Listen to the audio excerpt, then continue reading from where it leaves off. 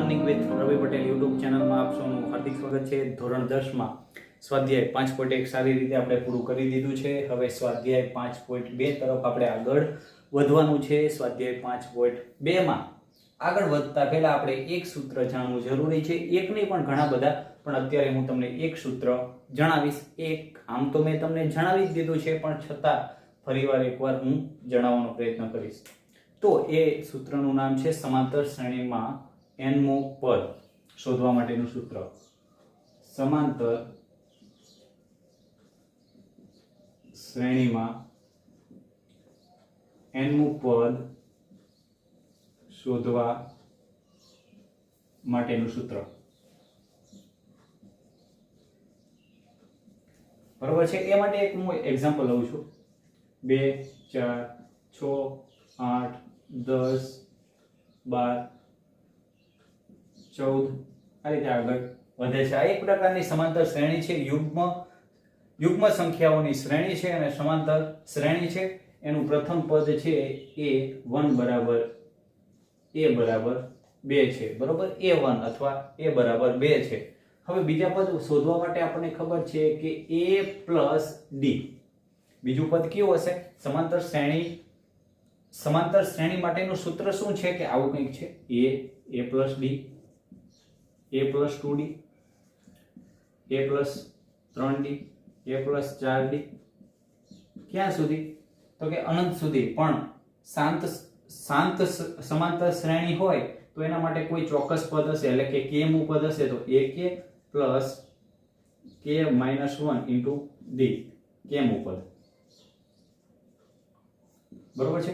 આ રીતનું એક સૂત્ર છે a2 તો a3 એટલે ત્રીજું પદ શું થાય? a પ્લસ આના કરતા એક ઓછા। એ રીતે આગળ વધીએ તો a n મું પદ કેટલું થાય? an બરાબર a વત્તા n, એટલે n માંથી એક બાદ કરીએ તો n માઇનસ 1, n કરતા એક ઓછા એટલે n minus 1 into d। n માં પદ શોધવા માટેનું સૂત્ર an બરાબર 1 એટલે કે પ્રથમ પદ વત્તા n માઇનસ 1 ગુણ્યા સામાન્ય તફાવત, આ સૂત્ર છે। હવે સમજો આને કઈ રીતે દર્શાવાય છે? tn બરાબર a plus n minus 1 into d। આ સમાંતર શ્રેણીના n માં પદ શોધવા માટેનું સૂત્ર।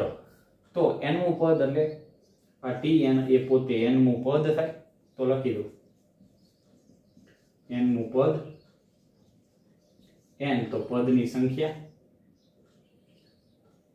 જે પદ શોધવાનું છે તે સંખ્યા, જે પદ શોધવાનું છે તે સંખ્યા મતલબ કે 1 2 3 4 5 6 7 પદ આપેલા છે। હું તમને એમ કહું કે આ જ શ્રેણીનું 10મું પદ શોધવાનું છે તો n બરાબર 10 લઈ લેવાના, બરોબર।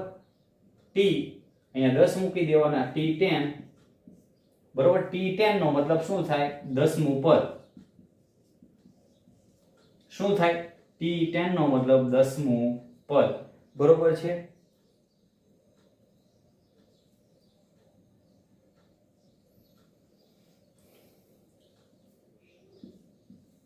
t10 એનો મતલબ 10મું પદ। હવે તમે આ tn ની જગ્યાએ an લખો તો પણ ચાલે, an, બરોબર છે। જૂની ચોપડીમાં tn આવતું હતું, અત્યારે an આવે, n મું પદ, બરોબર છે। હવે t10 અથવા a10 ગમે તે ચાલે, 10મું પદ। a પ્રથમ પદ, d સામાન્ય તફાવત। હવે તમને સમાંતર શ્રેણી નહીં આપે, એની જગ્યાએ પ્રથમ પદ આપેલું હશે, સામાન્ય તફાવત આપેલો હશે અને કીધું હશે કે 10મું પદ શોધો, તો તમારે આ સૂત્ર મૂકવાનું। આમાં તમે t10 અથવા a10 એટલે 10મું પદ આપણને મળી જશે સૂત્ર ઉપરથી। 10મું પદ શોધવા માટે કે કોઈ પણ સમાંતર શ્રેણી હોય એમાં શાંત સમાંતર શ્રેણીમાં 10મું પદ, 20મું પદ, 100મું પદ, 500મું પદ, ગમે તેટલા પદ શોધવા હશે તો એના માટેનું આ સૂત્ર છે an બરાબર a plus n minus 1 into d। બસ આ સૂત્ર ખાસ યાદ રાખજો। તો હવે સ્વાધ્યાય 5.2 માં દાખલા નંબર 1 શું કે છે, નીચેલા આપેલા કોષ્ટકમાં ખાલી જગ્યાઓ પૂરો. એમાં પ્રથમ પદ આપેલું છે, સામાન્ય તફાવત આપેલો છે, પદની સંખ્યા આપેલી છે અને પદ પોતે આપેલું હશે. બરોબર, અલગ અલગ વસ્તુ આપેલી હશે. આપણે એક જ સૂત્ર યાદ રાખવાનું છે કે an બરાબર a plus n minus 1 into d. તો ચલો આપણે દાખલા નંબર 1 ચાલુ કરીએ. બે દાખલા આપણે અહીંયા સમજવાનો પ્રયત્ન કરીએ. શું કહે છે, પહેલા પદમાં a બરાબર 7 આપી દીધા છે, d બરાબર 3 આપી દીધા છે, n બરાબર 8 આપેલા છે, an શોધવાના છે. બરોબર છે, સમજો. તો આપણે સૂત્ર મૂકી an બરાબર a plus n minus 1 into d. હવે સૂત્રમાં આપણે શું શોધવાનું છે, an શોધવાનું. તો એને એમ નામ રહેવા દઈએ, a મૂકી દઈએ 7 વત્તા n મૂકી દઈએ 8 માઇનસ 1. બરોબર છે, તો અહીંયા પણ મૂકવું પડશે. n બરાબર 8મું પદ આપણે શોધવાનું છે, તો a 8 મૂકવા પડશે. બરોબર છે, a 8. બરોબર, d કેટલા છે 3. 7 વત્તા 8 માંથી 1 જાય તો 7 અને 3, 7 ના 7, 7 તરી 21, 21 ને 7 28. બરોબર, તો n બરાબર 8 માટે n મું પદ કેટલું થશે 28. પડી ગઈ ખબર? ફરી વાર કહું છું, કિંમત જ મૂકવાની છે. આપણે an શોધવાના છે. n બરાબર 8 માટે an શોધવાના છે, તો a 8 બરાબર પ્રથમ પદ 7 છે, 8મું પદ શોધવાનું છે, તો 8 માઇનસ 1, સામાન્ય તફાવત 3 આપેલો છે. કિંમત મૂકશો, જવાબ આવશે. હવે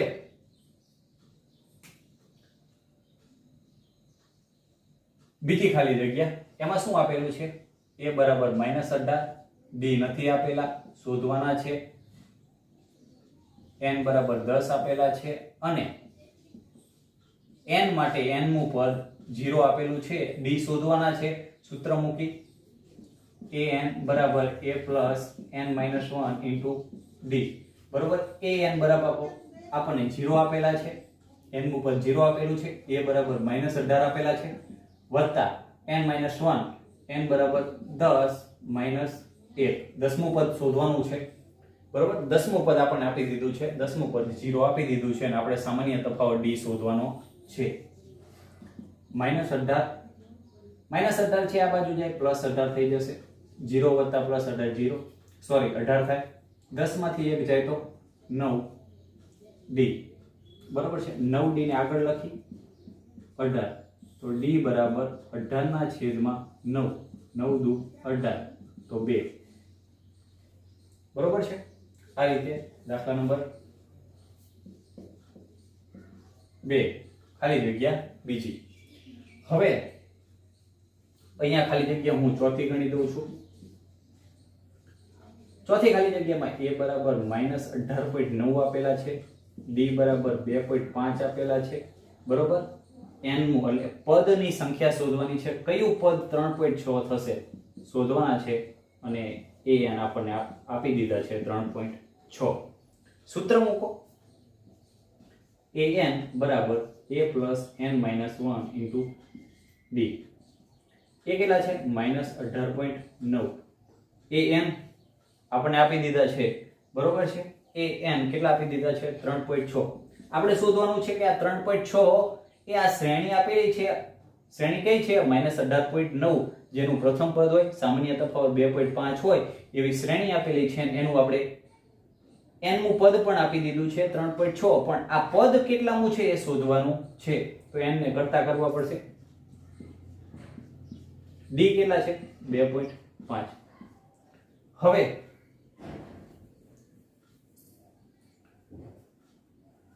આ માઈનસ છે, આ બાજુ જાય તો 3.6 વત્તા 18.9 બરાબર n માઇનસ 1 ઇન્ટુ 2.5. બરોબર છે. હવે હું એ પદને અહીંયા લખીશ. બરોબર છે, 18.9 અને 3.6, તો 18 ને 3 21, 9 6 15 એટલે 22.5 થશે. 22.5 થશે. હવે આનો ગુણાકાર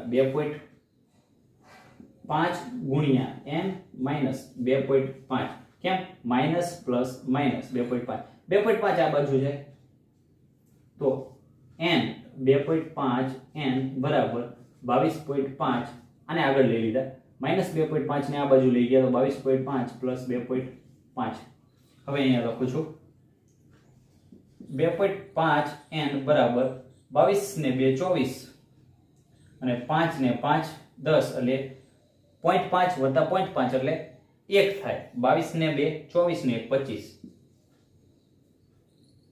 તો n બરાબર 25 ના છેદમાં 2.5 25 છેદમાં 25 હવે આ પોઈન્ટ ને દૂર કરવા હોય તો ઉપર આપણે 10 મૂકવા પડે 25 એકા 25 એટલે 10 n બરાબર 10 બરાબર અહીંયા 10 આવશે n નું પદ 10 આવશે હવે છેલ્લી ખાલી જગ્યા પણ આપણે અહીંયા ગણી દઈએ છીએ આ ચોથી ખાલી જગ્યા આ પહેલી આ બીજી બરોબર છે હવે a આપેલા છે d આપેલા છે n આપેલા છે અને n નું પદ શોધવાનું છે ચલો જોઈએ a બરાબર 3.5 d બરાબર 0 અને n બરાબર 105 105 મુ પદ કયું હશે એ જોવાનું છે હવે એક તો જુઓ સામાન્ય તફાવત 0 છે એટલે 3.5 3.5 3.5 3.5 આગળ ચાલ્યા જ કરશે 1000 મુ પદ કીધું હોત ને તો પણ 3.5 થાત ને 1 લાખ મુ પદ કીધું હોત તો પણ 3.5 થાય છતાં આપણે ગણવાનો પ્રયત્ન કરીશું આપણે an બરાબર શોધવાના છે તો an બરાબર a plus n minus 1 d an આપણે શોધવાના છે બરોબર કેટલામું પદ શોધવાનું છે 105 મુ તો a 105 શોધવાના થશે a 105 એ કેટલા છે 3.5 વત્તા n 105 મુ પદ શોધવાનું છે n બરાબર આપેલા છે -1 0 a 105 બરાબર 3.5 વત્તા 105 માંથી 1 જાય તો 104 0 104 ગુણ્યા 0 0 થશે તો 105 બરાબર 3.5 જવાબ થશે બસ તો આ રીતે દાખલા ગણી શકાય છે આ દાખલા નંબર 1 છે સ્વાધ્યાય 5.2 માં જેમાં અલગ અલગ કિંમત આપેલી હતી કાં તો હવે આ જે સૂત્ર છે ને એમાં અલગ અલગ કિંમત આપેલી હોય 2 થી 3 કિંમત આપેલી હોય કુલ 4 કિંમત જોઈ 1 2 3 અને 4 આ 4 કિંમત થઈ a n એક કિંમત છે a એક કિંમત છે n એક કિંમત છે d તો 3 કિંમત આપેલી હશે ચોથી કિંમત શોધવાની હશે તો આ સૂત્રમાં તમે 3 કિંમત મૂકશો એટલે ચોથી કિંમત તમને ઓટોમેટિક મળી જશે બરોબર છે બસ ખાસ આ રીતે દાખલા ગણી શકાય